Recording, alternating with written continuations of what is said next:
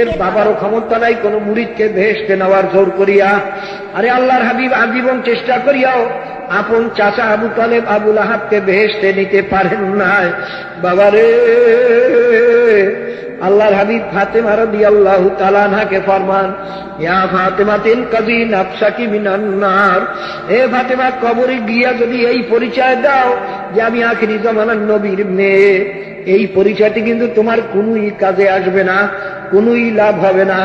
নিজে আমল করিয়া নিজেকে নিজে জাহান্নামের থেকে বাঁচাইয়া কবরে যাইও।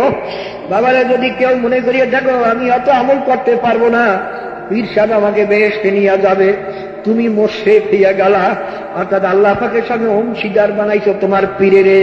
কারণ বেহেশতে নেওয়ার একমাত্র মালিক হইলেন মাওলা।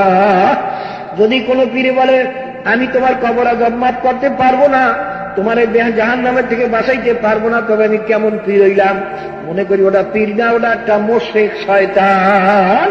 বাবারে, পীরের কামাল শুধু রাস্তা দেখাইয়া দেওয়া, তাও বাবা কোরআন হাদিস ছাড়া দেখাবার ক্ষমতা নাই।